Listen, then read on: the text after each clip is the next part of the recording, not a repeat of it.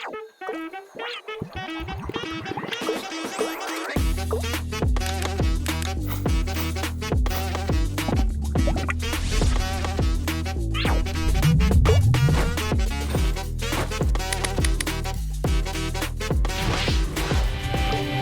Bapak Ibu Saudara yang kasih Tuhan.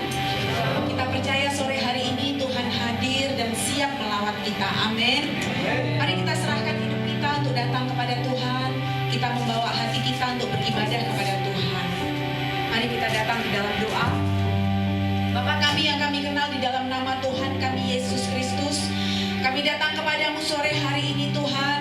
Kami rindu untuk berjumpa dengan Tuhan. Saat pujian dinaikkan, saat firman diberitakan, saat kami melakukan apapun Tuhan sore hari ini di dalam rumah Tuhan, bahkan saat kami mempersembahkan persembahan kami percaya Tuhan berbicara kepada setiap kami. Kami rindu Tuhan, hidup kami menjadi semakin serupa dengan Tuhan.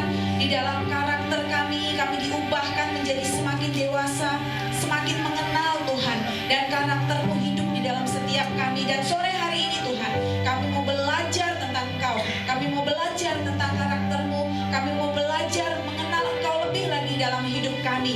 Kami serahkan waktu kami ini Tuhan, saat kami beribadah kepadamu sore hari ini, Engkau hadir dan melawat setiap umat-Mu Tuhan. Apapun yang umat-Mu bawa sore hari ini Tuhan, yang memberikan jawaban Tuhan bagi setiap pribadi umat-Mu.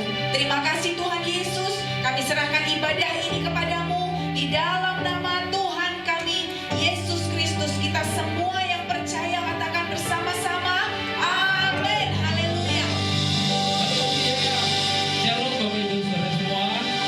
Shalom. Shalom. Ada sukacita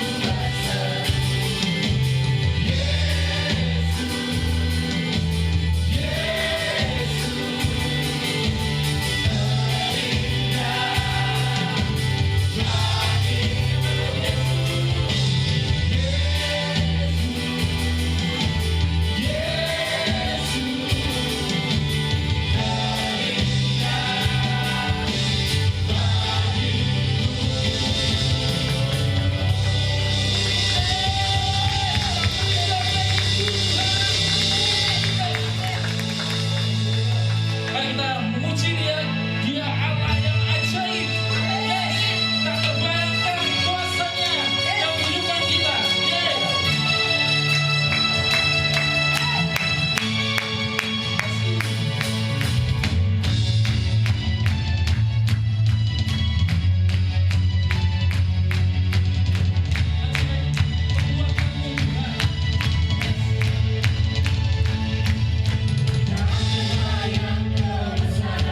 Yang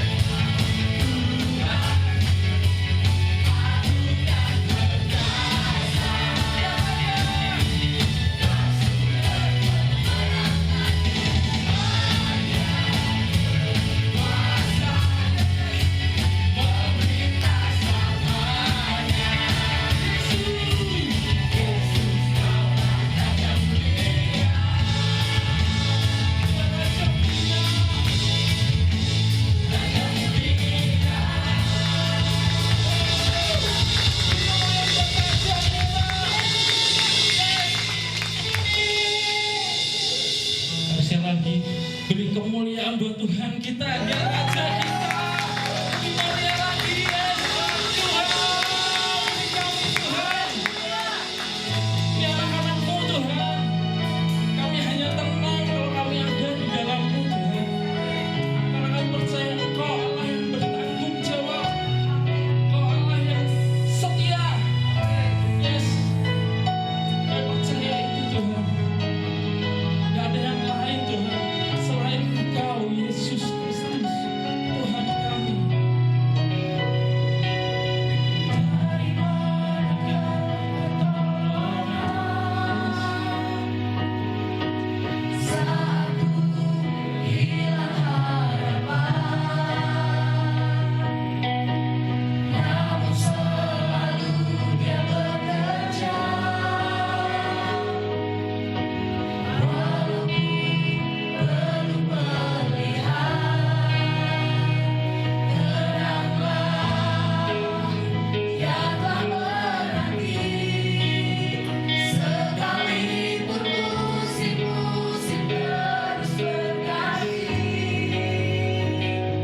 sabarlah, jangan menyerah.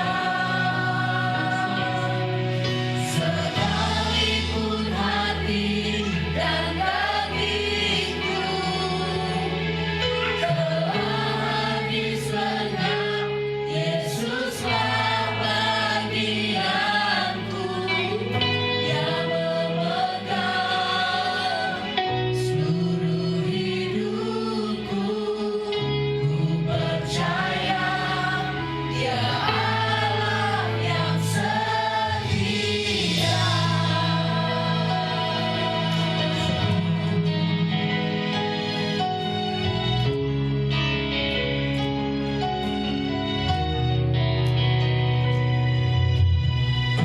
Percaya dan berserah,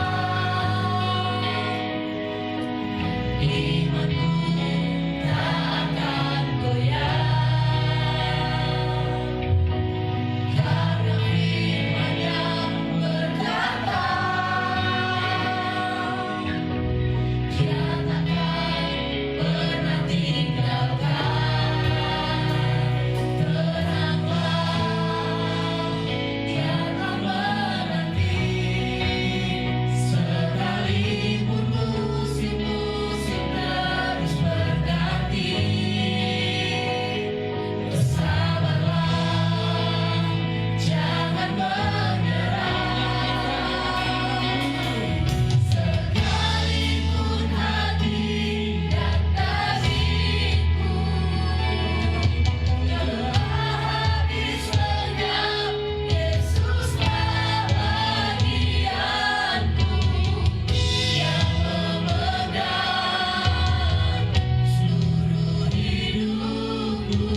Ku percaya Dia Allah yang setia.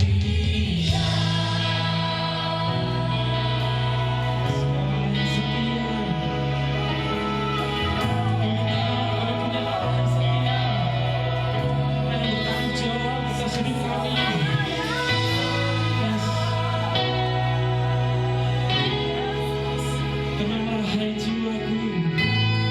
Yes.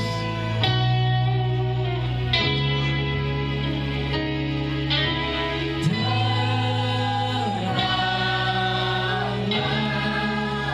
hai jiwaku,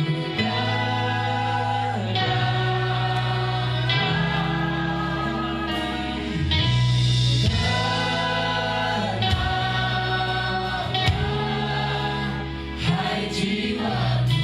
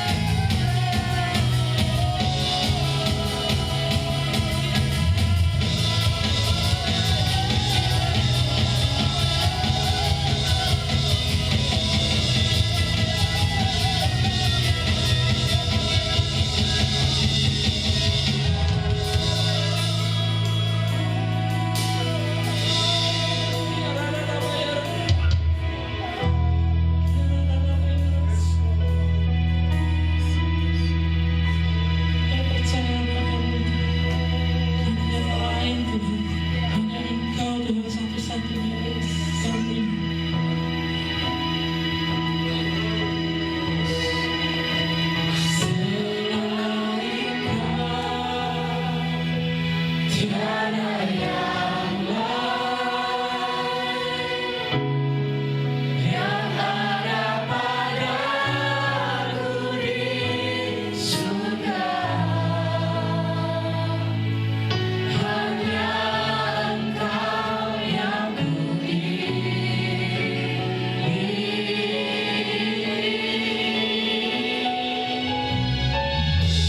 sekalipun dagingku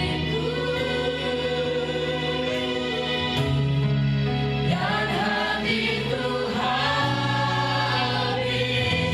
lenyap, Kaulah Allah padaku. Tiada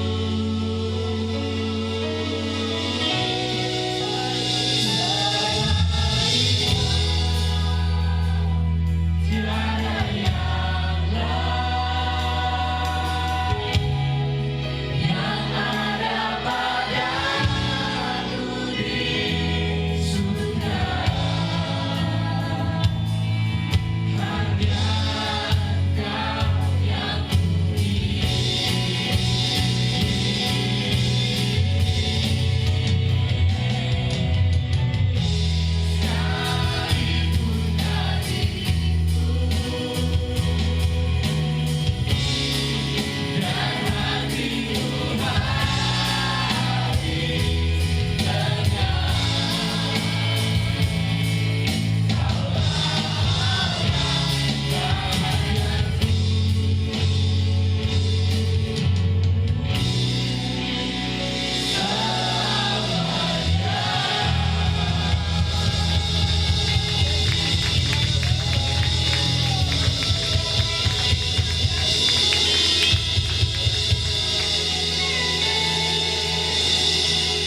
Pujian penyembahan hanya bagi-Mu Tuhan, karena Engkau yang layak terima pujian Tuhan. Terima kasih Tuhan, terima kasih. Saat ini Bapak kami siap untuk mendengarkan firman Tuhan. Yang percaya katakan amin. Silakan duduk kembali Bapak Ibu Saudara. Shalom Bapak Ibu Saudara sekalian. Bagaimana kabarnya hari ini? Luar biasa 10 kali lebih keras dari ini. Bagaimana kabarnya hari ini? Luar biasa. Kalau di biasanya keras loh ya kan. Oke, hari ini bukan saya yang akan menyampaikan firman Tuhan, tapi kita akan kembali belajar tentang kehidupan. Ya, saya percaya ini kesaksian hidup yang saya yakin akan memberkati saudara-saudara. Ya, karena hari ini firman Tuhan akan disampaikan oleh Bapak Om Budiono, ya kembali akan memberkati kita melalui kesaksian hidupnya. Ya, itu sebabnya buka hati saudara, ada benang merah yang Anda akan terima dan itu akan menjadi kekuatan bagi kita. Amin. Amin. Baik, saya mengundang Pak Om Budiono, beri tepuk tangan saudara.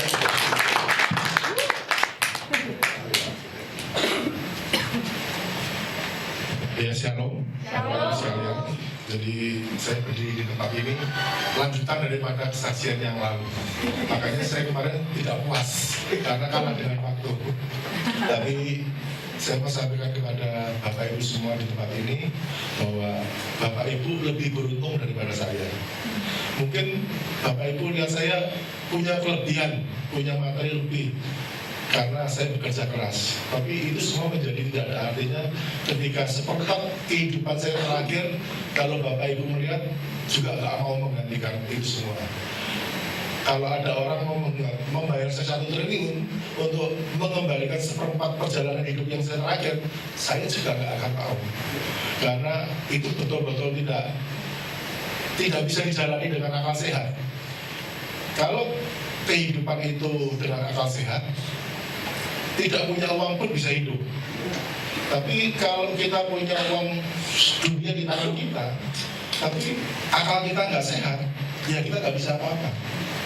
Ya itulah kehidupan yang seperempat bagian terakhir saya mau bicara. Tetapi yang seperempat ini yang paling susah. Saya tidak pernah berhasil bicara yang seperempat. Jadi yang 3/4 perjalanan hidup saya yakin semua orang juga bisa. Dari tidak mampu jadi mampu, dari gagal jadi berhasil, dari kebodohan jadi kepintaran. Itu semua orang di dunia saya yakin pasti bisa. Dan saya adalah salah satu daripada sekian banyak orang itu. Dan Bapak Ibu pun juga sama, pasti bisa. Tapi yang seperempat ini, saya pikir belum tentu 1 juta mengalami seperti saya. Bahkan di Indonesia yang 275 juta, nampaknya cuma saya sendiri. Dan itu luar biasa berat. Luar biasa berat. Bagaimana tidak berat? Karena sesuatu yang nggak masuk akal, tapi terjadi. Dan saya berusaha mempersiapkan, tapi susah. Yang seperempat perjalanan ini saya susah, tapi saya coba untuk bicara dengan lebih baik. Jadi sebelum saya bicara lebih lanjut, saya cuma ingin mengatakan kalau kemarin saya bisa mengalahkan beberapa pertempuran, saya adalah seorang pemenang. Tapi kalau yang seperempat ini saya sudah lewati, hari ini saya bisa berdiri, saya adalah seorang histori. Kenapa? Yang 3/4 itu saya menang dengan begitu saja. Tangan Tuhan juga bekerja.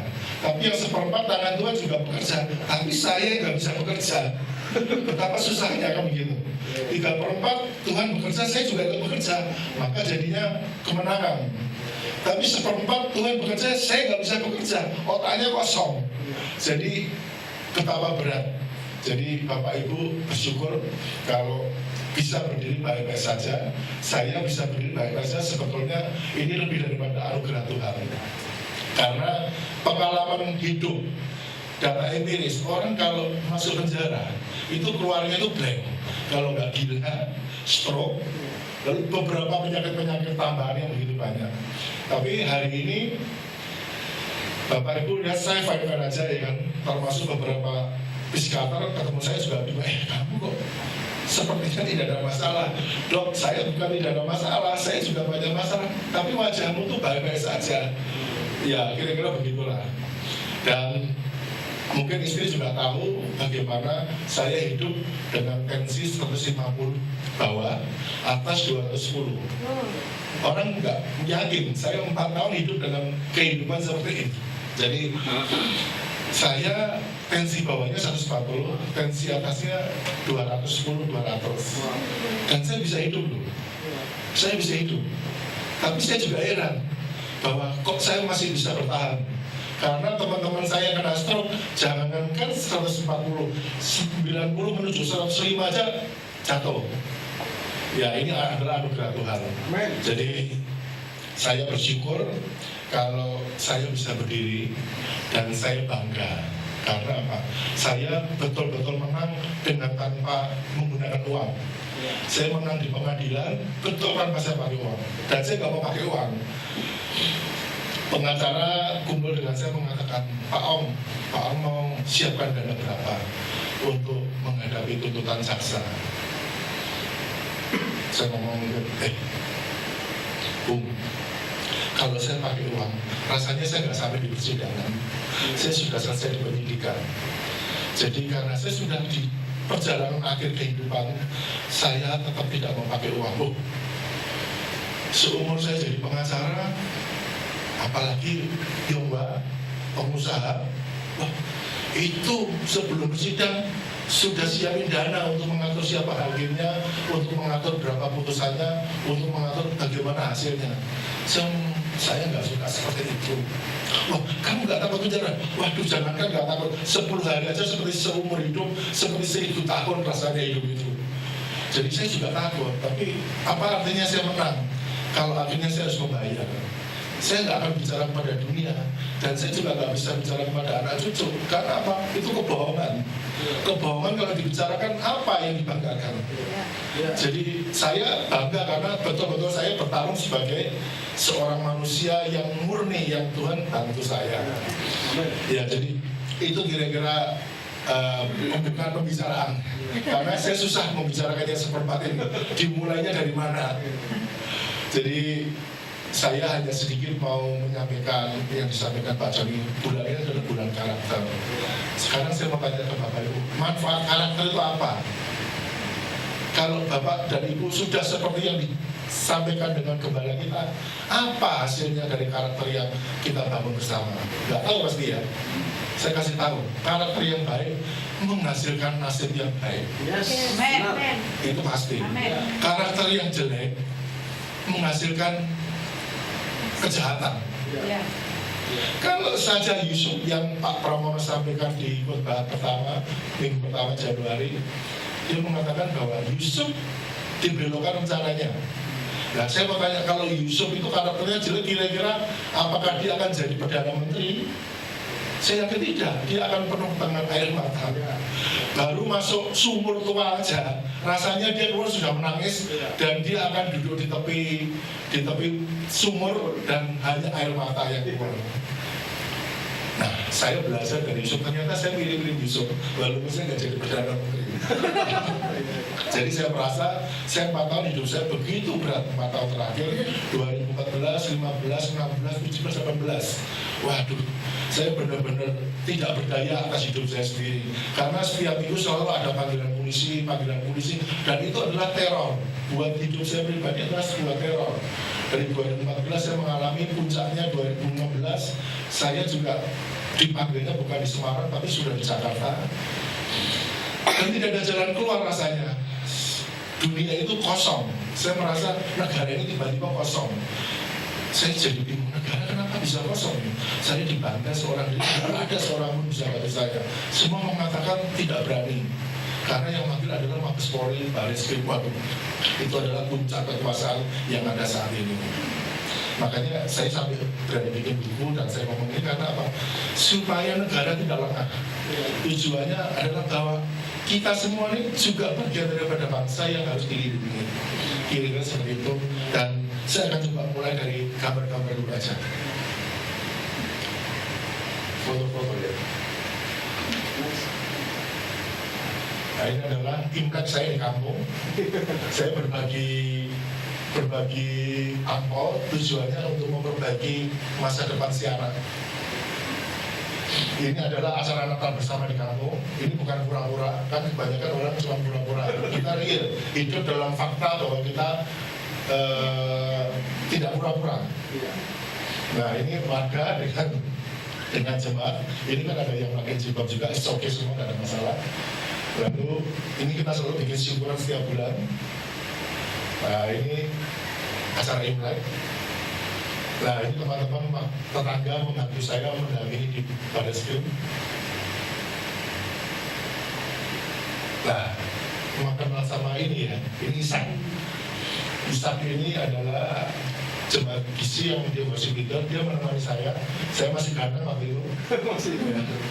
Nah, saya di dalam buruan. Nah, saya di dalam buruan sudah awut-awutan. Nah, ini besok saya akan bersidang. Jadi warga membuat syukuran untuk mendoakan saya. Saya sudah gundul. Ini persidangan. Ini teman-teman warga yang selalu di persidangan. Juga di belakang itu ada Bapak Gembala. Itu juga ada juga. Setiap minggu rasanya Pak Gembala datang ya.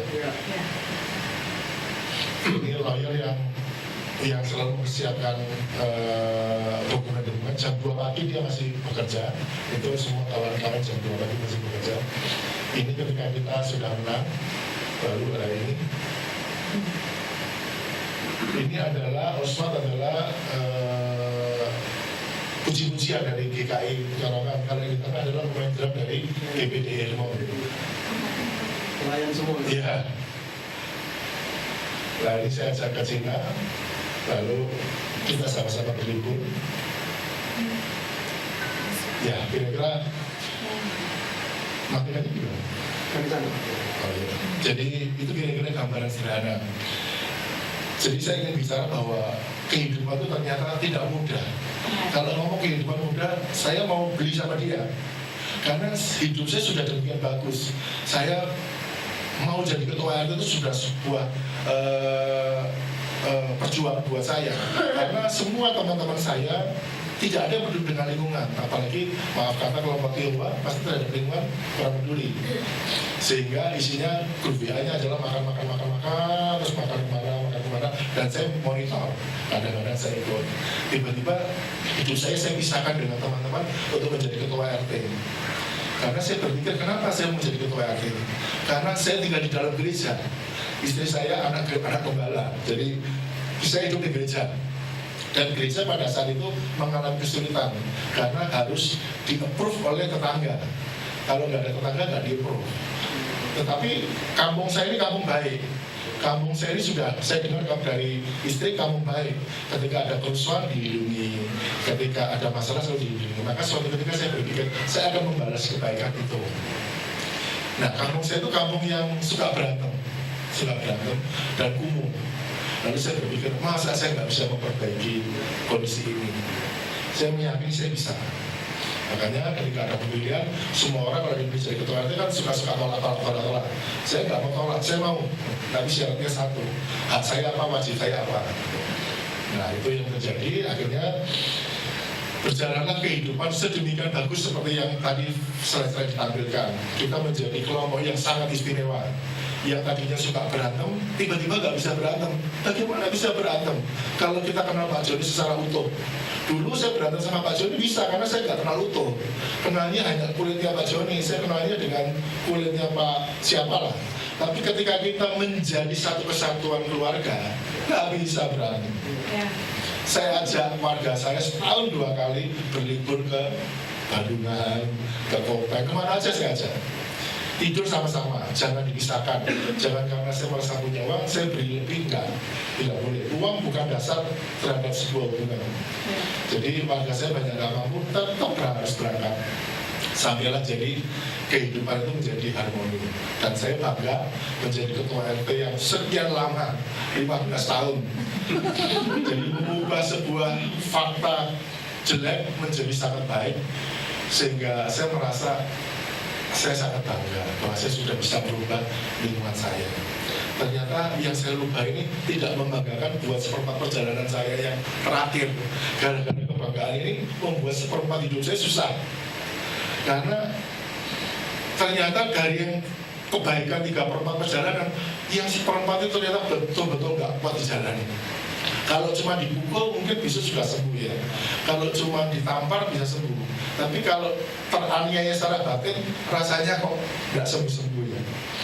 Jadi itu perjalanan yang saya dulu sering mengajarkan kepada tetangga bahwa kalau kamu berbuat baiklah ketika kondisi baik. Ketika kamu berbuat baik, ketika kondisi kamu terancam, itu bukan kebaikan. Kebaikan yang benar adalah semua fine-fine begini, lalu kita berbuat baik, kita peduli, itulah kebaikan. Makanya ketika saya dalam masalah besar, tetangga saya tidak pernah satu hari pun lepas saya. Saya ditempel terus dengan warga saya walaupun tidak ada artinya. Warga saya mendampingi saya tapi tidak ada arti karena hukum itu bicara pribadi. Jadi berjalannya waktu, akhirnya saya juga nggak tahu kenapa saya diserang menjadi ketua RT, tapi dianggap bertanggung jawab terhadap peristiwa iuran. Tapi saya tidak membahas masalahnya, saya membahas kehidupan saya yang susah. Kalau sumber masalah itu bisa datang macam-macam, kita nggak bahas itu. Saya cuma bahas bagaimana menghadapi kehidupan yang begitu rumit. Dan saya yakin tidak semua orang mampu menjalani, karena saya juga tidak mampu. Mungkin Pak Ishak yang tahu ya. Karena ketika saya pertama kali akan dibawa ke penjara, saya pasti dites tubuh semua. Saya ini sebelumnya itu pendonor darah, jadi saya paham dengan tensi saya. Saya itu tensinya 80/120, 80/130, itu angka-angkanya di situ. Tiba-tiba sama dokter penjara 140/200. Saya ngomong, dok ini keliru, enggak, ulang lagi. Betul Pak, 140/200, masa enggak, cek lagi. Saya ini sehat dok. Oh, saya baru sadar disenggol sama Ishak. Kamu ini di penjara. Oh iya, saya baru sadar. Oh iya, ternyata saya ini sedang proses mau masuk ke dalam penjara. Nah, disitulah saya baru sadar, otak saya tiba-tiba blank. Oh, ternyata penjara itu. Padahal tadinya saya siap dengan yang namanya penjara. Saya berpikir penjara itu yang itu aja lah. Saya mau melewati semua. Ternyata tidak seperti itu, Mas. Faktanya tidak seperti itu. Karena masa kecil saya itu adalah hidup di perkampungan kumuh, kampung preman. Dan banyak preman-preman yang berhasil di Jakarta. Jadi orang tua saya ngajarin, saya waktu mau 8 sampai 10, kamu jangan seperti itu. Kalau keluar dari penjara rambutnya digundul pasti ada tato. Selalu dikasih itu, kamu jangan seperti itu. Karena kalau penjara itu kumpulannya orang-orang jahat gini-gini. Dan itu kebawa dalam saya tidak tahu bahwa itu akhirnya menjadi penting. Saya nggak tahu. Termasuk ketika sekolah minggu, kalau pelajaran ada pengangkatan atau antikristus, nanti kamu dianiaya, kalau kamu ditangkap ditanya kamu mengikuti Yesus atau bukan. Kalau bukan, kamu akan dilindungi, tapi kalau iya kamu akan disiksa. Kira-kira masa kecil saya hidupnya begitu. Saya pikir itu berita-berita yang lewat begitu aja. Ternyata ketika saya baru 1 hari di penjara itu semua keluar semua loh. Itu bisa keluar semua loh. Aneh, saya juga berpikir. Nah ini kembali kepada yang disampaikan sama Pak John tentang karakter. Ternyata karakter itu sebetulnya bukan dari pikiran, dari pendengaran. Ternyata saya dengar berita-berita baik waktu masih kecil, sekolah minggu, dengar berita baik dari mami saya. Tapi ternyata ketika diperhadapkan dengan kenyataan yang seperti itu, wah ternyata saya pun juga tidak siap. Jadi saya hari pertama masuk, waduh, saya itu punya rasa malu begitu dalam sekali, begitu malu bagaimana melihat dunia ini. Karena tiba-tiba itu nasihat dari mami saya itu teringat semua. Kamu jangan gundul, kamu jangan ditato, kamu jangan pernah urusan sama penjara. Itu tiba-tiba keluar semua. Waduh, saya habis-habisan, mentalnya seperti kebanting-banting. Saya begitu kecewa, tapi juga nggak bisa apa-apa. Mau kecewa sama siapa? Dunia ini kosong, negara ini nggak ada isinya. Jadi saya juga speechless, saya nggak bisa ngomong apa-apa. Menghadapi situasi ini, saya dalam kesulitan besar. Orang pikir hari ini Bapak Ibu enak aja, paling 10 hari. Jangan ngomong 10 hari. 10 hari pada saat itu tuh terowongan hitam gelap yang kita nggak tahu ujungnya. Kalau saya bisa berdiri di sini, wah ya sudah anugerah. Jadi peristiwa itu sangat sulit karena ada terjadi pertentangan batin. Nah, makanya Bapak Ibu yang ada di sini betapa mulianya kalau bertarungnya hanya kepada masa depan. Kalau kita bertarung dengan masa depan, saya yakin kalau ada Tuhan pasti menang. Tapi masalahnya adalah bertarung dengan masa lalu.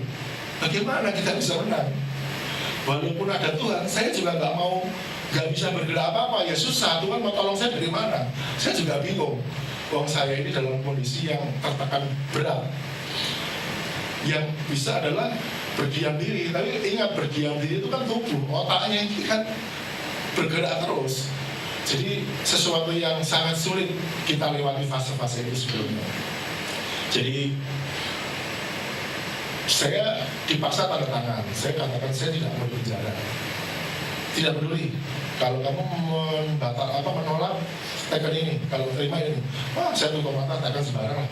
Karena saya sudah hopeless ya kan.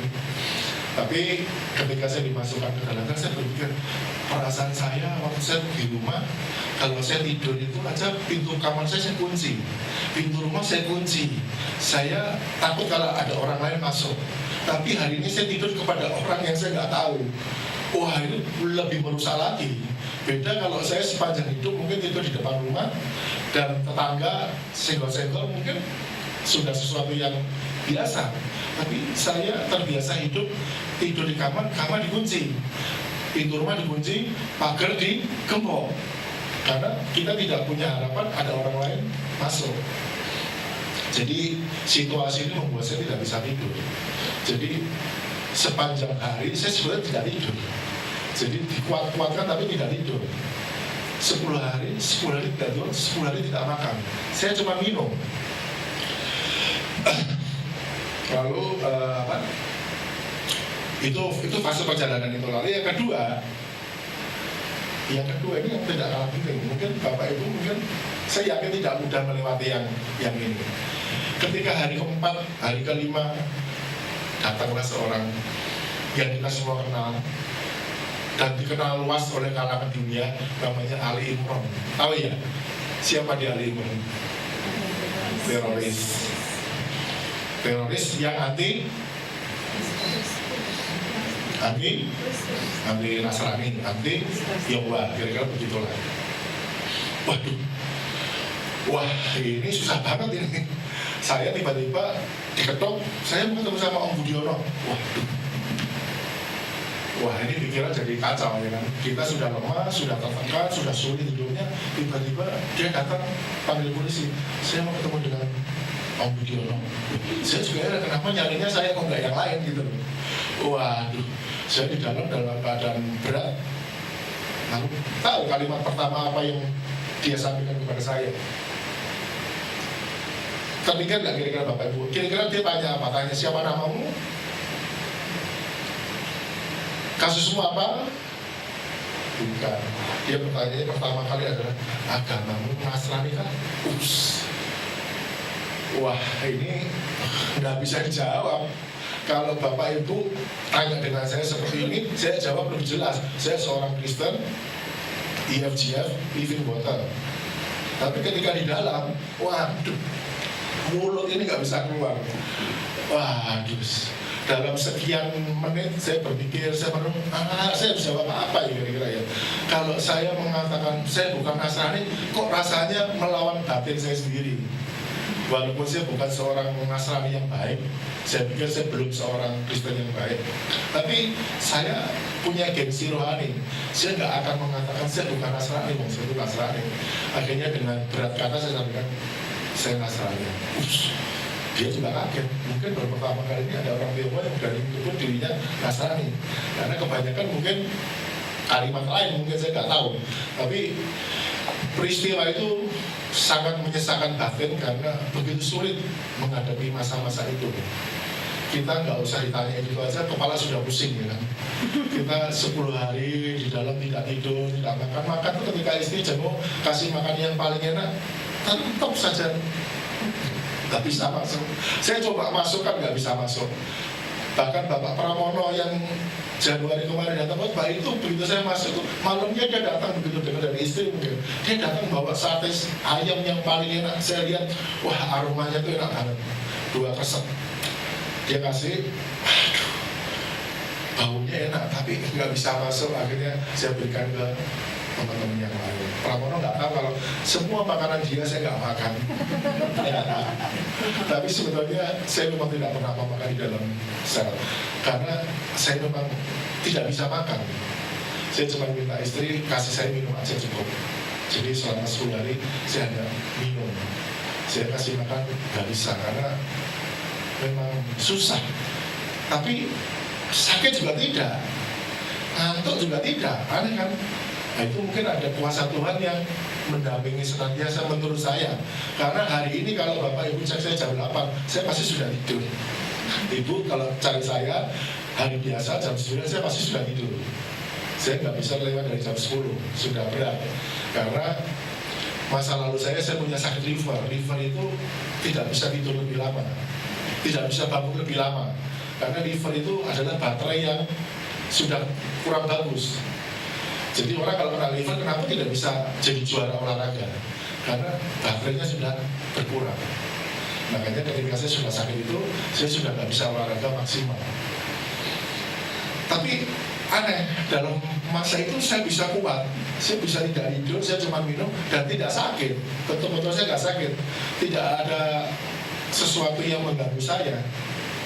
Tapi saya yakin kuasa Tuhan juga ikut bekerja dengan cara apa saya nggak tahu. Yang pasti hari ini saya bisa berdiri sehat.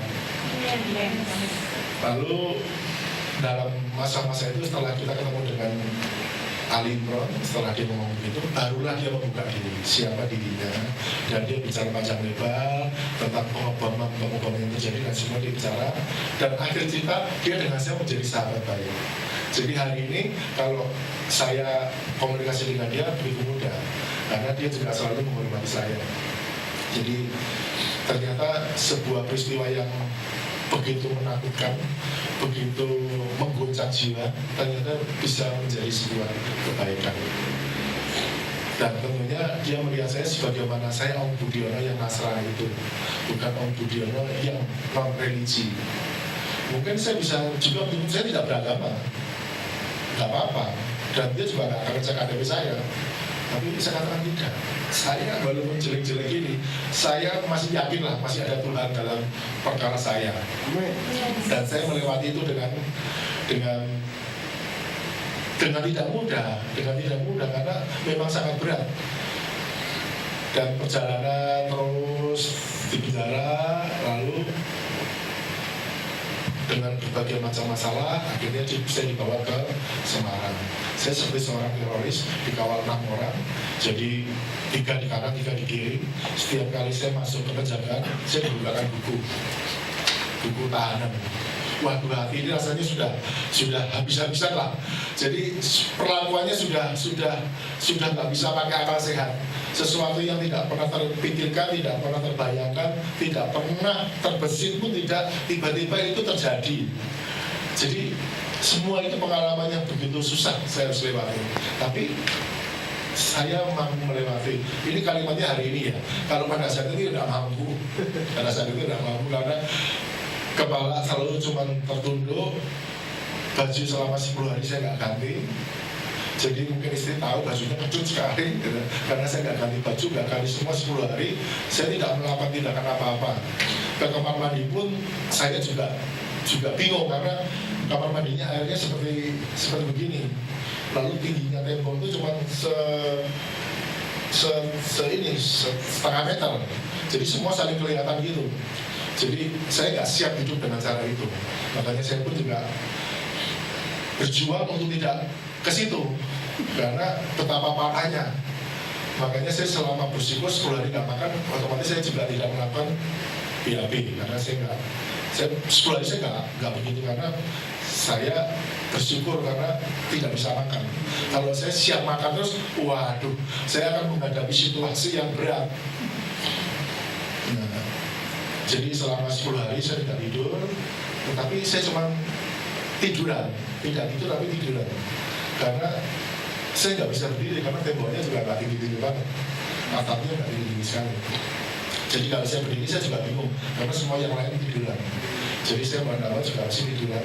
Dalam 10 hari tiduran punggung panas karena saya tidurnya di lantai. Saya nggak tidur di seperti ini, saya tidur di lantai karena ketika saya disuruh bayar saya tidak mau.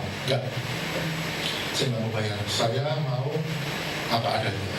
Maka saya didapat.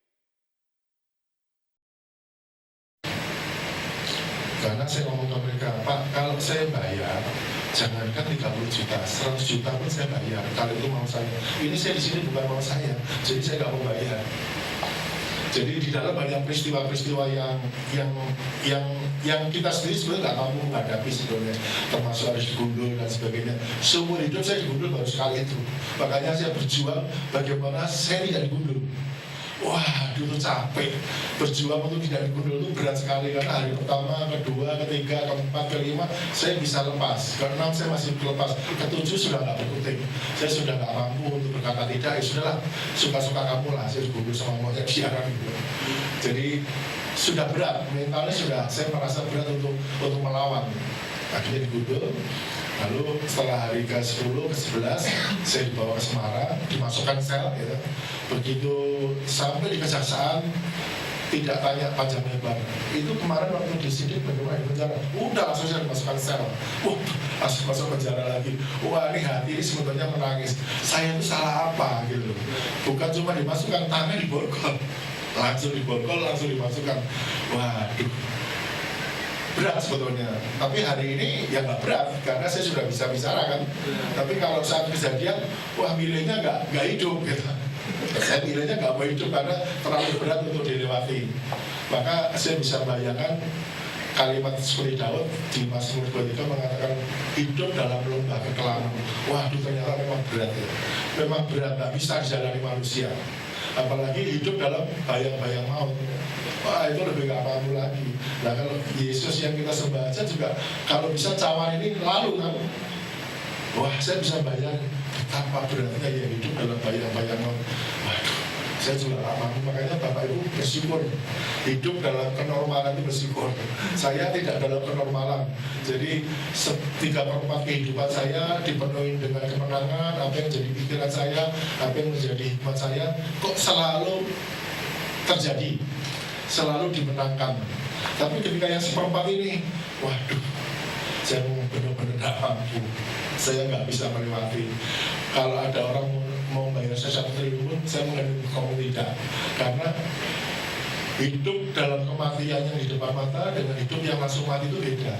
Hidup langsung mati itu enak, tapi hidup dalam perjalanan mati itu yang paling berat. Makanya saya selalu orang yang protes kepada negara ini tentang hal ini, karena kita ini diberhadapkan dengan kematian. Kalau bahasa Jawa nyebutnya sakratul maut. Kalau orang sakit disebut koma. Koma, sakratul maut beda-beda tipis. Yaitu orang yang sudah kehilangan pikirannya, kehilangan jiwanya, kehilangan tubuhnya, tetapi masih bergerak. Nah, itu tidak enak. Gak enak, betul-betul gak enak. Kalau kita mengalami situasi ini, betul-betul gak enak. Kalau saya bicara yang satu ini, mungkin ceritanya bisa setengah hari. Ini saya lewatkan aja, karena berat. Saya sendiri juga gak mau ngomong ini terlalu berat. Nah, ketika sampai di kejaksaan, lalu saya ngomong ke teman, tolong saya siapkan penjara yang baik. Saya jangan digabungkan dengan kriminal-kriminal yang lain. Saya rasanya nggak siap. Saya sudah lelah. Saya teman-teman, tolong saya siapin tempat yang baik. Ternyata beberapa teman yang lain berjuangnya ke Kejaksaan Agung, kan saya lawannya Barreskrim dan Jaksa Agung. Ternyata ada beberapa teman yang memberi saya agak kelegaan. Jadi saya tidak dititipkan di LP Gedung Mario, tapi saya dijadikan tahanan kota. Jadi tahanan kota juga gak enak karena nggak bisa keluar daripada rumah. Karena HP ini akan dibaca. Dia ada di titik mana, pasti akan ditangkap dan itu masuk langsung ke penjara. Jadi masa-masa itu saya pikir terlalu berat untuk dilewati. Tapi hari ini saya bisa berdiri, walaupun ngomongnya ini agak susah karena yang seperempat kehidupan ini tidak enak apa dibahas ya kan. Tapi saya bangga karena apa? Saya memenangkan ini dengan kemurnian. Bapak Gembala ini tahu karena selalu ada di dalam persidangan. Bagaimana beratnya menjalani persidangan. Bapak Ibu duduk di sini 2 jam aja mungkin ada badan tak nyaman ya. Tapi kalau duduk di ruang pesakitan, jangankan 2 jam, 5 menit pertama itu perut itu sudah mual gak karuan, seperti domba yang mau disembelih. Waduh. Makanya kenapa orang stres itu selalu pikiran dan lambung itu connect. Orang kalau stres lambung pasti kena. Jadi bukan yang lain. Saya merasakan itu ketika pikiran tergoncang, lambung langsung sakit. Jadi banyak hal yang saya lewati dalam proses-proses penyidikan, lalu akan masuk ke dalam pengadilan. Dan ketika masuk dalam pengadilan pertama, pikiran saya tiba-tiba kepikir. Saya itu waktu SMP itu pernah membeli buku yang namanya Tuhan Pembela yang Agung. Pernah tahu buku itu? Pernah tahu? Mungkin Pak Joni tahu ya. Mungkin yang lain banyak nggak tahu. Saya SMP itu beli buku itu. Saya baca buku itu, begitu heroiknya seorang Yusuf Roni. Saya terinspirasi dengan buku itu. Makanya ketika saya ada di dalam proses pengadilan, inspirasi itu membawa saya kepada satu membuat pembelaan juga. Jadi kalau saya bikin buku pembelaan ini kira-kira mirip dengan kisah-kisah yang terjadi pada Yusuf Roni. Yusuf Roni terhadap religi, kalau saya terhadap kemanusiaan, bedanya di situ. Tapi membuat buku tipis ini saya buat dalam waktu cukup lama, 4 bulan. Jadi ada ribuan kata mesti coret terus ya. Bikin saya baca jalan buang, bikin jam 2 jalan terus. Dan saya buatnya adalah jam 2 sampai jam 4 pagi. Istri mungkin tidak tahu karena tidur. Saya jam 2 pasti bangun. Jam 2 bangun, saya di komputer, saya ngetik, saya baca, nggak bagus keluar. Saya bikin, nggak bagus keluar. Terus saya bikin sampai detik terakhir karena harus saya sampaikan ya sudah apa adanya. Tapi saya yakin buku ini sangat berharga buat saya karena itu adalah inspirasi dari dalam jiwa yang sangat berat saya harus lewati. Dan saya bangga ketika saya menyampaikan pembelaan saya tentang tulisan-tulisan ini, betapa kenyataan kehidupan adalah seperti yang saya paparkan dalam buku ini. Jadi sekali lagi, seperempat bagian kehidupan ini susah diceritakan. Orang begitu ngomongin, berapa lama di penjara? 10 hari. Kamu kalau 10 harinya terakhir saya nggak ngomong. Tapi kalau ngomongnya di hari pertama, kamu nggak ketemu ujungnya itu, bagaimana kita bisa berdiri tegak? Semua ini kan karena sudah terjadi. Sama juga kehidupan manusia seperti sebuah pasal. Pasal itu adalah gambar yang terpotong-potong kecil. Kalau gambar itu sudah terbentuk, Yusuf pun pasti akan bangga jadi Perdana Menteri dan ingin mengulangi lagi kan. Anaknya pasti dikasih tahu enak, besok kamu masuk sumur tua lagi sama abang kamu, nanti kamu jalan lagi, kamu pasti akan sukses. Nah kalau memang rumus hidup seperti itu, wah semua orang mau, saya juga mau. Kalau saya setelah masuk ke penjara, dibawa ke pengadilan, lalu dituntut 5 tahun, lalu saya jadi raja, mungkin saya juga mau, tapi kan saya nggak jadi apa-apa. Saya dituntut 5 tahun pun hidup begitu gelap. Jadi ketika persidangan, jaksa menuntut 5 tahun, aduh, ruang itu tiba-tiba hening dan saya menangis dan warga peluk saya, dia ngomong, kok seperti ini ya? Nah, saya juga nggak bisa ngomong. Tapi hakim pun juga bingung, lihat tuh. Ternyata tuntutannya 5 tahun. Nah, hakim pikir karena ini urusan ecek-ecek 150.000, dia pikir ya paling 1 bulan atau percobaan. Ini tidak 5 tahun. Jangan dipikir gampang ya. Ini kehidupan hukum itu real. Begitu terjadi 5 tahun, masuk 5 tahun. Jangan dianggap sepele. Lebih baik dibungkul lalu berdebat-debat selesai. Tapi kalau putusan pengadilan itu diketok 5, ya 5 langsung masuk. Ahok diketok 2 tahun langsung dia masuk. Nggak ada kata lain. Pengadilan itu adalah keputusan terakhir seorang manusia hidup atau tidak hidup. Makanya pengadilan itu wakilnya Tuhan, para hakim itu. Kalau dia memutuskannya tidak seperti Tuhan, habislah manusia seperti saya ini 5 tahun, bukan hal yang mudah. Tapi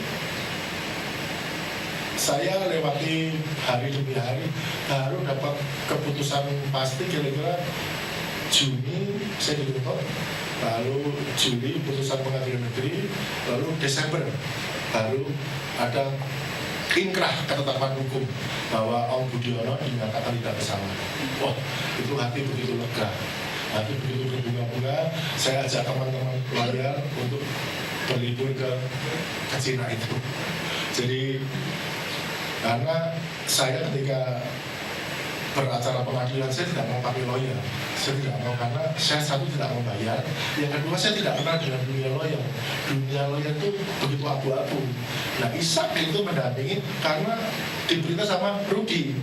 Sebetulnya Ishak punya abang namanya Rudi, itu Rudi dengan saya satu kerjaan. Jadi saya di Jawa, dia di Papua. Saya punya di Semarang, dia punya di Papua. Begitu dia dengar saya ada masalah, Ishak ditelepon, Ishak kamu dampingi. Oh yes. Itulah. Ishak itu sebenarnya tidak pernah beracara. Ishak itu tidak pernah mendampingi klien hukum, dia seorang hamba Tuhan. Tapi ketika pertama kali bersama saya, dialah yang mendampingi saya, walaupun Ishak belum bisa apa-apa. Dia pertama kali belajar terbang dan dia nggak tahu sayapnya bagaimana diterbangkan. Saya merasa kalau lawyer itu bagus, dia akan ada di depan saya. Ketika saya berhadapan dengan penjara, dia harusnya di depan, tapi dia tidak di depan, dia ada di samping, karena dia tidak tahu juga. Saya merasa, waduh, berat sekali juga ya, harus menghadapi sendiri. Yaitu sebuah kisah yang terjadi, dan saya merasa bahwa saya bangga karena saya melewatinya dengan bersih dan saya tidak pakai apa-apa. Kalau ibu mau tanya lebih dalam proses pengadilan, begitu berat karena terlalu banyak intervensi. Mau putusan aja tiba-tiba banyak orang datang, Pak, Bapak harus intip putusannya bagaimana, Bapak harus pengaruhi hakim supaya dia nggak salah mutusin, Bapak harus ini. Wah, ini orang-orang begini, ketika kita dalam keadaan normal mungkin kita ngomong enak, tapi kita dalam keadaan tekanan yang besar, wah ini kita nggak tahu ini orang ini temannya hakim atau bukan, atau dia penipu, kita nggak tahu. Kalau kita ngomong kasar, ternyata dia putusan benar. Kalau dia ternyata kita ngomong baik, percaya ternyata dia penipu. Ini kan susah. Saya harus menggunakan kata-kata hikmat menghadapi orang-orang begini. Saya kalau ngomong, ya Pak tolong dibantu. Kalau tolong dibantu artinya apa? Ekornya apa? Uang. Kalau sudah bicara uang, satu ruangan ini uang itu nggak cukup untuk membeli kemenangan, nggak akan cukup. Saya susah menjawab kalimat-kalimat seperti ini. Karena sama Pak, terima kasih Bapak sudah memberi perhatian kepada saya. Tapi saya ikhlas Pak kalau saya harus masuk penjara. Loh, Bapak benar ikhlas? Saya nggak ada pilihan. Saya maunya sih nggak masuk penjara. Tapi saya nggak ada pilihan. Saya bantu, enggak Pak, terima kasih. Saya bukan tidak mau dibantu, tapi saya sudah ikhlas. Oh gitu ya, sudah. Nanti datang orang lagi, Pak, saya bantu Pak, untuk bantu masalah jangan sampai Pak RT bisa masuk penjara. Kalimatnya bagus. Nah kalau dia begitu membantu, ya artinya pasti ada ekor. Dan saya membaca ekornya, bukan membaca bantuannya. Kalau yang ngomong gitu Pak Joni, saya pasti jawab iya, Pak tolong dibantu. Karena pasti nggak ada ekor, kan gitu. Tapi situasi itu tidak Pak Joni yang ngomong seperti itu, yang ngomong orang-orang lain yang saya juga nggak kenal. Makanya saya selalu tolak dengan kalimat-kalimat halus. Dan itulah sebuah perjalanan seperempat saya yang berat.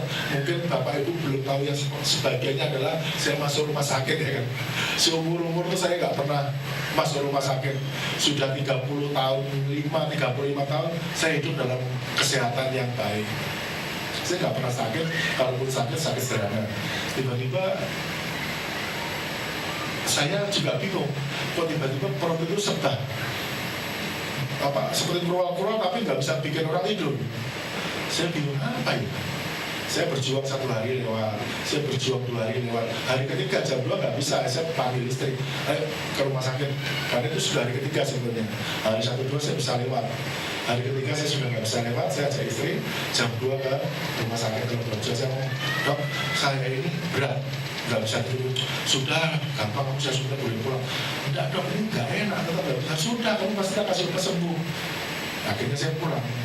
Ketika saya pulang, jam 5 kabur lagi, 5:30 saya ajak istri berangkat lagi karena lebih parah karena saya tahu saya sudah parah. Istri yang setir, saya nggak mau setir karena saya sudah tahu saya dalam kondisi parah. Kalau yang pertama jam 2 saya masih siap untuk menghadapi tantangan, saya setir. Tapi yang setengah jam 6 saya sudah nggak siap karena sudah terlalu berat. Istri yang setir. Begitu sampai di pintu gerbang Rumah Sakit Tanogorjo sudah nggak kuat, napas hilang. Tiba-tiba keluarnya adalah keringat sejagung-jagung. Istri cari parkir, saya lari dari pintu, saya lari langsung masuk ke ruang ICU, ke ruang UGD.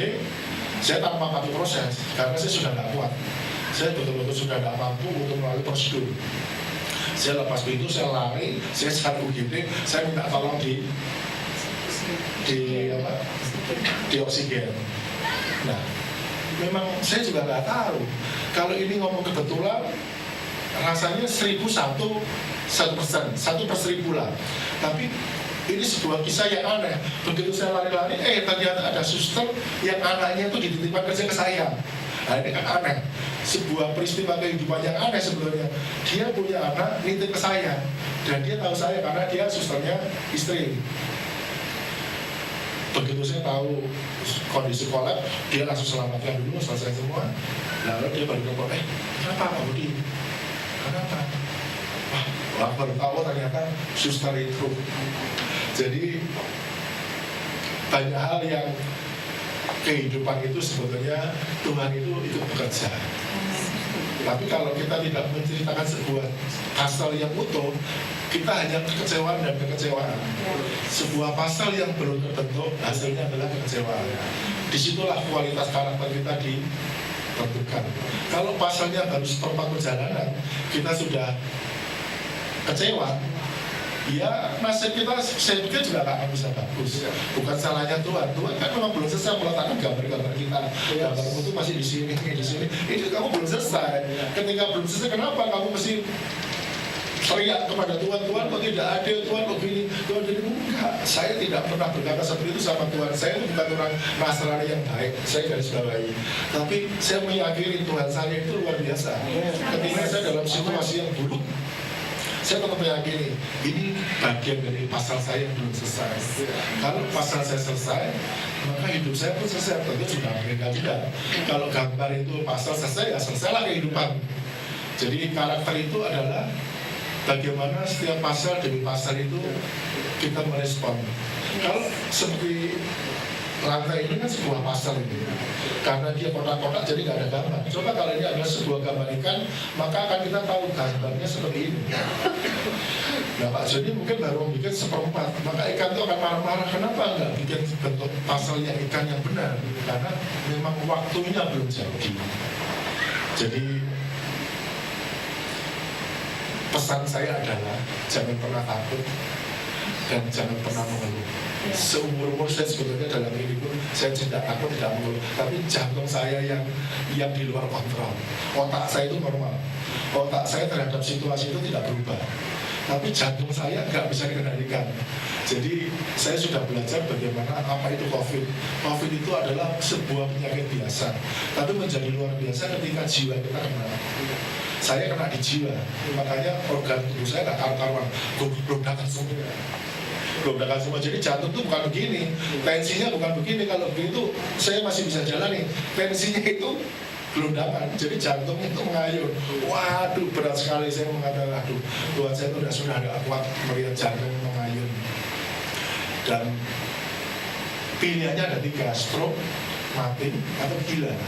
Makanya kalau kita lihat orang normal yang di penjara, itu kira-kira dalam 10 hari itu sudah kalah. Beda dengan residivis. Saya pun nanti kalau seandainya mengalami situasi yang sama, saya sudah siap karena sudah punya pengalaman yang baik. Kalau yang pertama, nggak ada orang bisa siap. Saya juga nggak siap walaupun otaknya sudah mempersiapkan baik-baik. Wong saya sudah tahu bakal kamu di penjara. Saya sudah tahu. Tapi saya meyakini saya siap. Ternyata di dalam nggak siap, betul-betul berat karena organnya yang nggak punya otak ini yang bekerja. Kalau kepala kan pakai otak, ini pakai apa coba? Saya juga nggak tahu ini bekerja pakai apa, tapi nyatanya ini gelondakan sendiri.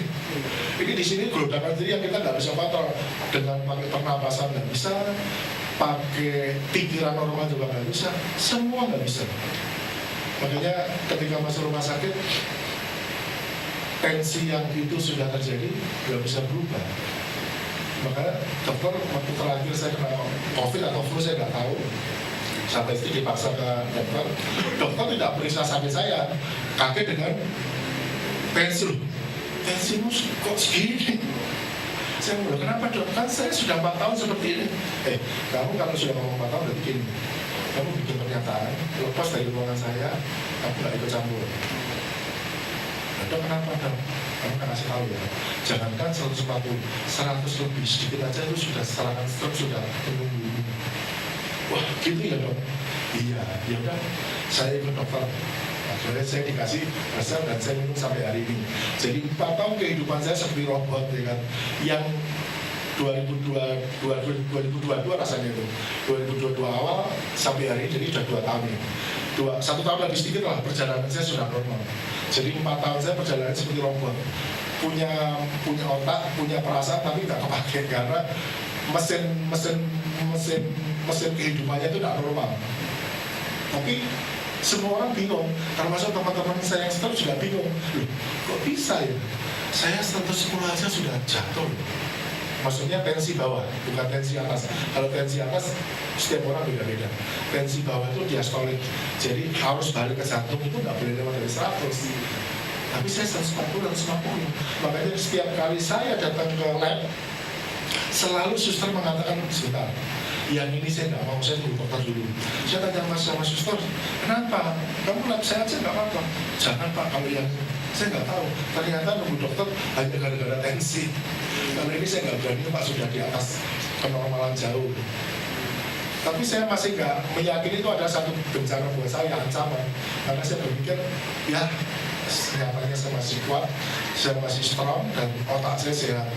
Ternyata semua kedokteran mengatakan ini sudah masuk dalam ranah paling bahaya.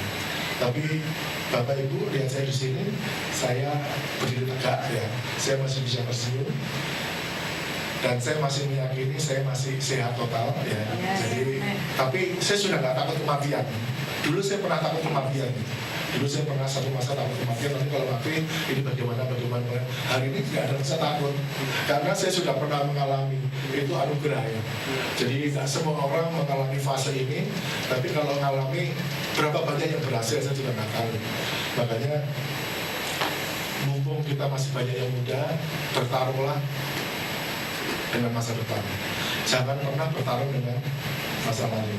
Masa lalu itu susah ditarungkan. Kita nggak tahu tiba-tiba dipukul dari belakang. Kita nggak tahu tapi dipukul dari samping. Gimana kita bisa melawan masa lalu kita? Tapi itu ada, bukan omong kosong. Itu ada, bukan omong kosong. Maka jalanilah hidup dengan sebaik-baiknya. Pikiran diisi yang baik, ucapan diisi yang baik, sudah menjadi karakter yang baik. Karakter yang baik akan mengubah nasib. Sudah, itu percaya saya. Saya dari kecil sudah punya pikiran ini. Pak Joni melengkapi saya aja. Karena saya umur 8 tahun sudah prihatin. Hidup saya seorang mengungsi. Saya kepingin merubah nasib hidup. Gimana caranya ya? Pertama-tama saya tak menjadi atlet olahraga. Itu adalah cara berpikir saya bahwa saya ingin merubah nasib. Kalau saya ikut olahraga, maka saya tidak merokok, maka saya tidak melakukan tindakan-tindakan yang tercela. Karena di lingkungan kumuh itu perbuatan tercela itu gampang terjadi. Mukul orang, berantem, melalui keroyokan, itu umum terjadi di mana-mana. Tapi saya memilih tidak. Saya memilih yang mencari kenormalan yang baru. Tentu waktu itu mungkin Tuhan juga sudah menolong saya sejak 8 tahun, diberi pikiran-pikiran yang baik. Jadi kira-kira itu yang saya bisa sampaikan. Sebetulnya kalau bicaranya banyak itu satu hari materi saya nggak selesai. Dan saya pun sulit untuk mengatakan yang mana dengan yang mana. Tapi setidaknya saya ingin menyampaikan bahwa jika kita ingin diberkati Tuhan, kita harus peduli pada sesama. Itu rumus. Ketika saya mulai bekerja sendiri, saya langsung menyatakan diri saya jadi ketua RT. Ini bukan rumus kehidupan, tapi ini saya meyakini kalau saya peduli dengan lingkungan dan saya bisa berubah, saya nyatanya apapun yang saya kerjakan begitu mudah menjadi kebaikan buat saya. Walaupun saya bukan jadi orang kaya semalam, saya bukan jadi orang terkaya, tapi setidaknya saya dimampukan untuk memiliki banyak hal. Dulu waktu kita kerja kira-kira 10 tahun saya bekerja, saya berpikir untuk dapat satu rumah tipe 45, saya hitung-hitung, aduh nggak bisa ya. Saya gaji saya untuk bayar angsuran, untuk ini nggak cukup.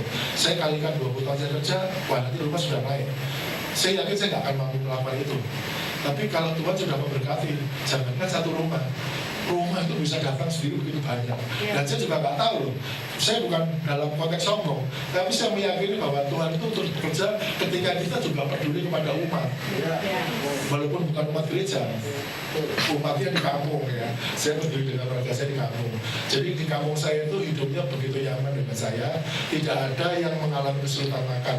Kalau saya dengar ada kesulitan makan, saya datang, saya biayai. Kalau saya dengar nggak pernah berlibur, saya ajak berlibur. Jadi warga saya ketemu dengan saya banyak meluk saya.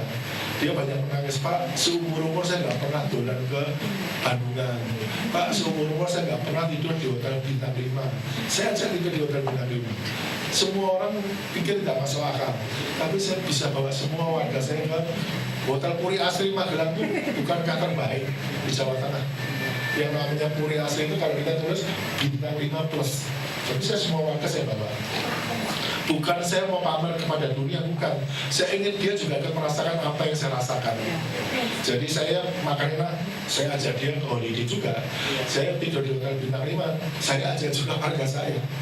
Yang belum kesampaian hanya mengajak ke Cina kemarin.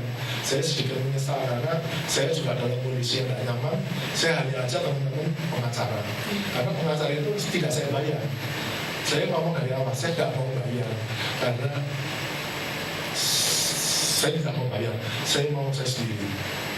Jadi waktu saya berpengadilan pun saya cuma dengan lisan. Sidang pertama itu hanya dengan lisan, yang lain belum ada karena saya tidak mau pakai lawyer dan saya juga tidak mau bayar. Maka ketika yang datang ke rumah saya mengajukan diri sebagai lawyer, dialah seorang lawyer yang baik. Makanya orang-orang yang datang ke rumah saya itu hari ini menjadi seperti keluarga. Jadi apapun kegiatan saya, apapun kehidupan saya, mereka selalu saya libatkan. Jadi jangan pernah merasa takut dengan gelapnya dunia, karena setelah itu pasti ada terang. Dan terang itu membawa kedamaian menjadi kekuatan baru. Jadi hari ini Bapak Ibu lihat saya bukan seorang yang lemah dihukum lagi. Saya seorang yang bersama teman-teman mendirikan lembaga bantuan hukum, dan setiap kali orang ada masalah saya akan bantu. Dan saya tidak pernah memakai rupiah. Saya nggak mau dibayar. Saya tak cari dari tempat lain rupiah saya. Jadi kira-kira itu yang saya bisa sampaikan, bahwa saya cukup puas perjalanan hidup saya selesaikan sampai dengan hari ini. Saya sampaikan ke Pak, kalau cuma kemarin saya pun tidak lego ya, karena yang kemarin itu semua orang bisa lakukan. Kalau yang ini kelihatannya 1 juta aja belum tentu bisa melewati. Kalaupun bisa melewati, masuk rumah sakit dan mati. Tapi saya bisa melewati dan berdiri sampai di tempat ini.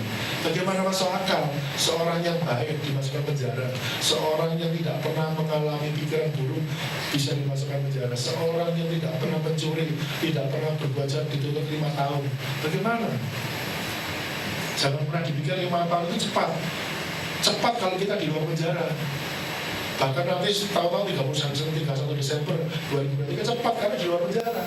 Tapi di dalam 10 hari saya, waduh 1000 tahun itu. Otak ini dari pagi sampai pagi itu capek. Kita hitungannya bukan menit, hitungannya detik. 1 detik terlalu lama dilewati. Saya merasa begitu lama sekali hidup sehingga kehilangan masa depan. Harapan itu hilang dan kepastian hidup itu hilang. Maka Bapak Ibu yang hari ini sudah ada kepastian hidup, yang hari ini punya harapan, harus bangga. Karena kalau harapan dan kepastian hilang, aduh susah. Sudah susah, harapan itu melekat mestinya. Tapi saya tidak melekat karena waktu itu memang hilang. Karena kosong dunia ini. Jadi sekali lagi Pak Joni, terima kasih. Mungkin Bapak Ibu saudara sekalian, mungkin mendengar saya tidak terlalu lengkap karena rangkaian ceritanya tidak bisa sistemik. Saya pusing untuk membahas ini karena saya sendiri juga agak blank, ini susah dibahas gitu. Tapi saya kalau nggak menyelesaikan, saya merasa nggak adil karena kesaksian kemarin saya tidak penting. Itu bicara tentang materi yang semua orang bisa dapat. Jangan pernah Bapak Ibu meyakini saya susah, nggak ada yang susah. Semua itu bisa didapat dengan cara yang benar. Tapi yang seperempat perjalanan hidup, wah memang rasanya nggak semua orang bisa melewati. Makanya kalau hari ini Bapak Ibu dapat kum, disyukuri. Karena kum itu yang hari ini buat saya jadi nyaman. Saya megang kum yang terakhir di seperempat hidup ini sekarang nyaman. Walaupun mentalnya berat, pikirnya berat, tapi saya nyaman. Otak saya nyaman terhadap semua masalah. Tapi ke kota ini nggak bisa. Saya nggak bisa ngomong dengan semua ini. Jadi sekali lagi Pak Joni dan Bapak Ibu sekalian, sebagian kisah seperempat perjalanan itu saya sudah selesaikan di tempat ini. Banyak saya bicara di tempat lain, tapi tidak pernah bagus. Dan saya tahu semrawut kalimatnya nggak enak didengar karena rangkaiannya itu nggak pernah bagus. Saya mencoba lebih baik hari ini. Ya Pak Joni, semoga menjadi berkah bahwa jangan pernah takut dan tidak perlu menunggu. Pak Joni, terima kasih. Amin.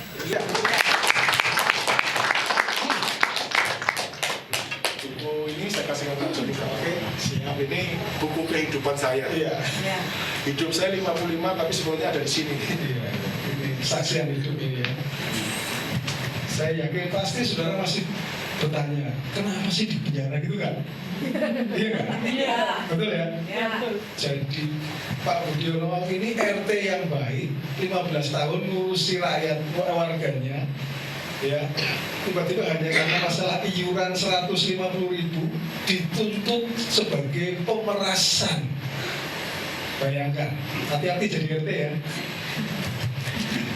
Karena yang tanda tangan itu Pak Budi berdasarkan apa pertemuan warga bahwa warga harus memberi iuran kan. Saudara iuran itu nggak sih di RT? Nah, lalu ada warga yang nunggak belum bayar, lalu disuruh bayar apa tunggakannya itu sudah disetujui 150.000 bayarnya itu ya kan, belum nggak berapa tunggakan gitu. Nah itu lalu ada suratnya Pak Budiono ini tanda tangan kan sebagai ketua RT, disuruh tanggung jawab dengan apa tuntutan apa Pemerasan coba. Pemerasan uang segitu buat apa Bapak Budiono gitu? Bapak Budiono ini diberkati Tuhan banyak sekali yang tadi warganya dibawa ke Puri Asri. Kalau hanya segitu tuh pemerasan apa gitu? Buat apa? Nah, tapi saya ingin bacakan satu ayat ya, tadi kan nggak baca ayat ya. Tapi sebenarnya tadi prinsipnya banyak sekali. Saya akan baca, saudara nggak usah buka, saya bacakan ya. Ini saya bacanya enak, tapi inilah yang terjadi kepada Pak Budiono ya. 1 Petrus pasal 2 ayat 19 sampai 20. Pujilah Tuhan apabila saudara dihukum karena berbuat benar. Apabila saudara dipukuli karena berbuat salah, tentu saja tidak mendapat pujian atas kesabaran saudara. Saudara dipukuli karena berbuat salah itu bukan kebanggaan. Tetapi apabila saudara menderita dan sabar menanggung pukulan karena berbuat benar, saudara menyukakan hati Allah. Amin. Dan ini yang terjadi kepada Bapak Budiono. Itu sebabnya tuntutan 5 tahun diubah. Saya percaya Tuhan bekerja bebas murni. Wah, tepuk tangan dulu dong. Bebas murni. Nah itu inti ceritanya, saudara. Tapi yang dialami Pak Budiono ini lembah kekelaman. Indonesia ini memang pasti saya potong nanti ya kan, membela yang bayar kan gitu ya kan. Pak Budiono nggak mau bayar, mau secara hukum betul-betul bahwa saya tidak salah. Ya, dan itu karakter yang kuat. Dan saya ingin mengatakan kepada saudara, kalau saudara hari ini mengalami pasal tadi pasalnya lagi nggak enak nih, engkau lagi menderita hari ini, jangan ngomel sama Tuhan dulu. Karena jangan-jangan saudara pasalnya yang berikutnya itu gambarnya bagus sekali nih. Tuhan sudah sediakan pasal yang indah gitu, bahwa Anda akan dibawa naik oleh Tuhan dan diberkati oleh Tuhan. Jangan mengeluh dulu hari ini. Anda menderita, seberapa sih menderita saudara? Pernah nggak masuk penjara seperti Pak Om gitu?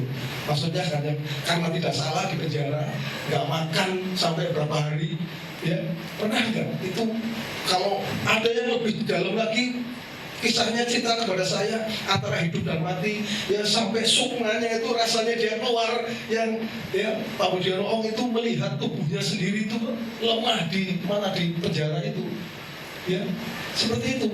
Sampai segitunya saudara ya. Apakah saudara ada yang mengalami begitu? Mungkin nggak pernah. Tapi itulah yang terjadi. Nah, maksud dari kesaksian ini adalah apa saudara?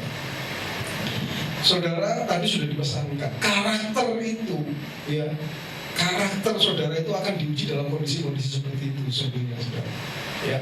Dan saya berdoa ya, saudara, dari ceritanya Pak Budiono tadi, Anda dapat benang merahnya. Nggak tahu saya, saudara dapat apa di sana? Ya, saya percaya Anda dapat. Yang dapat katakan amin. Amin. Jadi ada prinsip apa yang didapatkan? Amin ya. Amin. Jangan pernah takut, ya. Jangan pernah takut. Kalau Anda benar, Tuhan yang akan bela saudara. Amin. Ya, Amin. Tuhan yang akan bela. Nggak usah takut saudara ya. Nah, tapi sekali lagi terima kasih Pak Budiono atas kesaksiannya yang luar biasa ya. Saya percaya ini bisa menjadi berkat buat setiap kita semua jemaat yang ada di tempat ini. Amin. Supaya menjadi jemaat yang tidak menyerah, pantang menyerah ya. Tetap hidup di dalam kebenaran, punya prinsip-prinsip kebenaran ya, di dalam karakter yang benar, kehidupan kita. Yang setuju katakan amin. Amin. Amin. Haleluya. Memang hari ini spesial ya. Jadi agak panjang sedikit nggak apa-apa ya. Spesial. Karena sebetulnya hari ini pun adalah hari ulang tahun Pak Budiono Om. Betul ya, Pak ya? Betul Bu. Ya, hari ini tanggal 29 Januari adalah hari jadinya Pak Budiono Om. Ya, nanti kita berdoa bersama-sama buat Pak Budiono Om. Ya. Nah, saudara, satu kalau dari saya adalah begini. Ternyata Anda jadi terang, Anda jadi garam, itu tidak mudah. Jadi terang, jadi garam kan perbuatan baik. Pak Om 15 tahun sudah berbuat baik, tapi dapatnya apa? Ternyata ada tantangan. Ya. Tapi kalaupun kita harus mengalami seperti itu, jadi terang tapi mengalami tantangan, tetaplah jadi terang. Selain kau tiada yang lain. Ya. Biar lagi menjadi pernyataan kita. Selain kau tiada yang lain. Oh, selain tiada yang lain yang ada padaku di surga. Hanya Engkau yang sekalipun dariku dan hatiku habis menyerah, Kaulah Allah bagianku.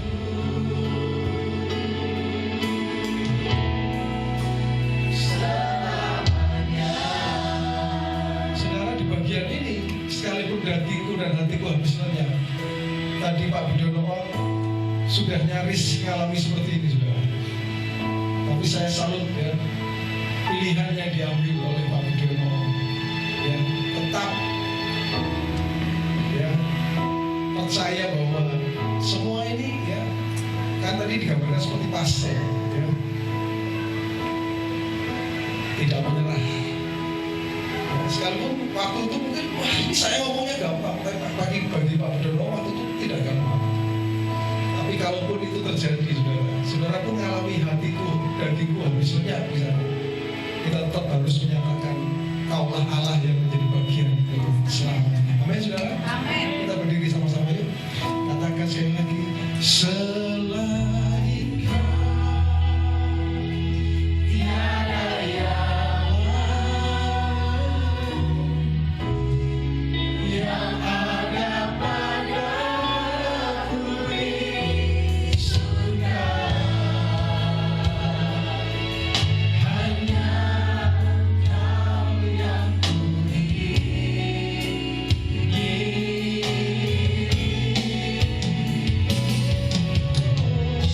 sekalipun dariku dan kasihku habis lenyap,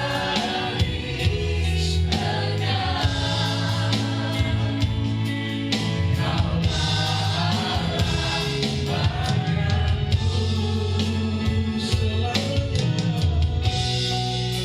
selamanya. Terima kasih untuk sharing kehidupan yang boleh kami terima saat ini ya Tuhan. Kami percaya Tuhan dari kesaksian yang disampaikan oleh Pak Budiono ya Tuhan, setiap kami boleh menangkap prinsip-prinsip kebenaran ya Tuhan, supaya kami menjadi orang-orang percaya yang memiliki karakter, yang betul-betul memiliki prinsip ya Tuhan di dalam kebenaran ya Tuhan, tidak akan pernah goyah sekalipun ya Tuhan. Itu sebabnya Hamba-Mu perkatakan saat ini Tuhan, biarlah kebenaran itu menjadi kehidupan bagi setiap kami ya Tuhan, prinsip-prinsip kebenaran itu. Dan kami bersatu hati bersama-sama saat ini mau berdoa untuk Pak Budiono ya Tuhan.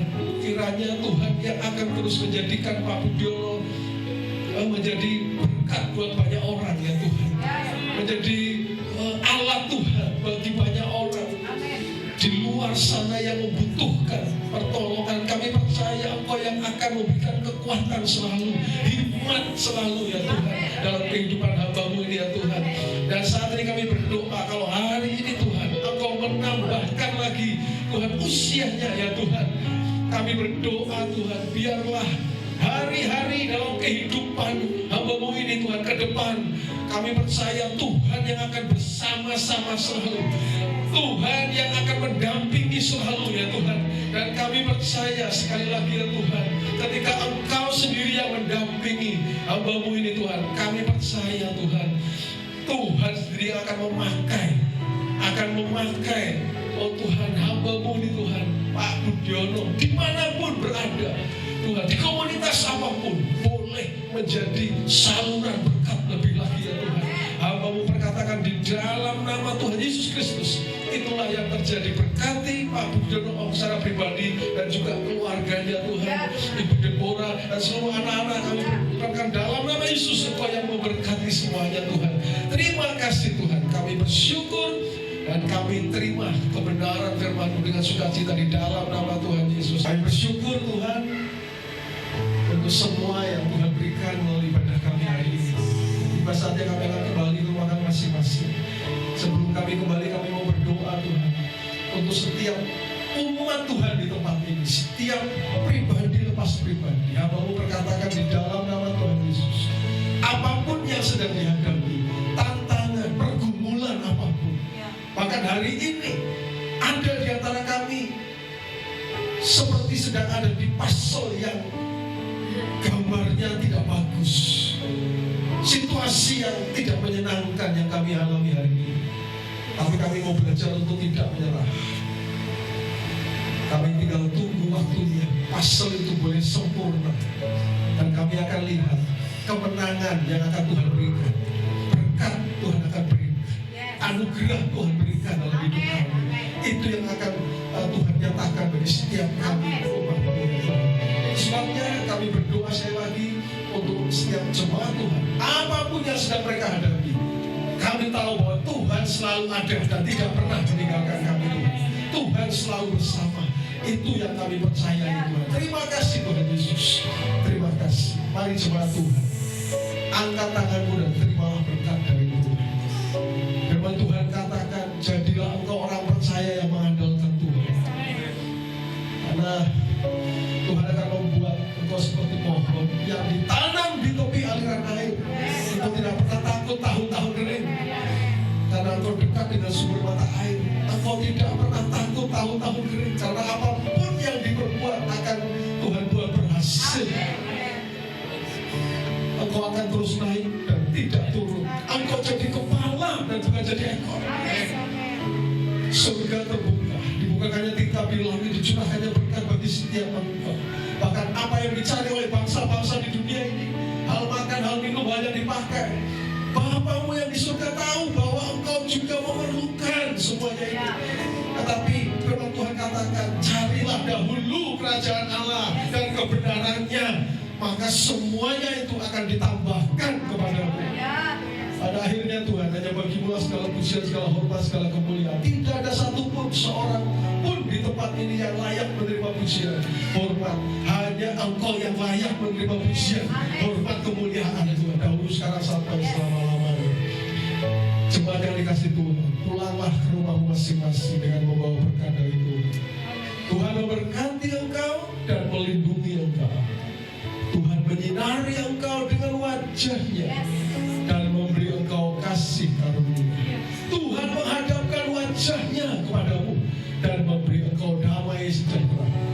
Roh Kudus menyertai engkau mulai sekarang ini sampai selama-lamanya. Di dalam nama Tuhan Yesus Kristus, orang percaya yang karakternya sesuai dengan kebenaran firman Tuhan katakan bersama,